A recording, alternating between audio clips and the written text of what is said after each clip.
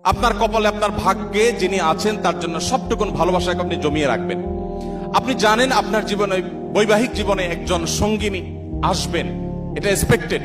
কিন্তু আপনি এখন থেকে যদি কোথাও প্রেমের নামে অবৈধ সম্পর্ক করেন, অবৈধ রিলেশন করেন, হারাম সম্পর্ক স্থাপন করেন, তাহলে দিন শেষে আপনি কিন্তু আপনার সেই হবু স্ত্রীর সাথে বিশ্বাসঘাতকতা করলেন।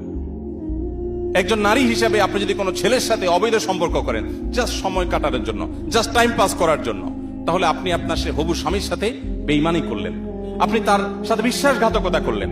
গোটা পৃথিবী বলবে আপনার যৌবনকে আপনি এনজয় করেন, আপনি যৌবনের উচ্ছলতায় হারিয়ে যান, আপনি ভোগ করেন। ইসলাম আপনাকে বলবে আপনি কন্ট্রোল করেন, আপনি নিজেকে নিয়ন্ত্রণ করেন, তারুণ্যে যেন কালিমা না লাগে। আমাদের মুখতার ভাই বিবাহ সম্পর্কে বলছিলেন, একজন মুসলিম তরুণ তার তারুণ্যে মনে চাইলো আর কোনো পাপাচারে লিপ্ত হয়ে গেলেন, আল্লাহর অবাধ্য হয়ে গেলেন, বিবাহ বহির্ভূত কোনো সম্পর্কে জড়িয়ে পড়লেন। এটি কোনো মুসলিমের সাথে অন্তত যায় না। একজন মুসলিম তরুণ এতটা ঢিলা হওয়া উচিত না।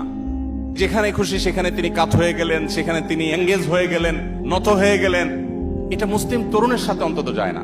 বিশেষ করে কোনো মানুষ বিবাহিত লাইফে থাকলে, তিনি যুগলবন্দি জীবনে থাকলে অন্য কারোর সাথে সম্পর্ক রাখাটাকে গোটা পৃথিবীর সকল সমাজ খারাপ মনে করে। এটাকে মনে করা হয় নীতিহীনতা, যে তুমি একজন স্ত্রী থাকা সত্ত্বেও আরেক নারীর প্রতি কেন আসক্ত, স্বামী থাকা সত্ত্বেও আরেক পুরুষের প্রতি কেন আসক্ত, এটাকে গোটা পৃথিবীর মানুষ দোষের বিষয় মনে করে।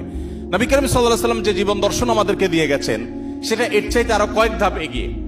সেটা হলো আল্লাহ আপনাকে যে তারুণ্য দিয়েছেন, এই তারুণ্যের সবটুকুন ভালোবাসা আপনি জমিয়ে রাখবেন আপনার সে জীবন সঙ্গিনীর জন্য।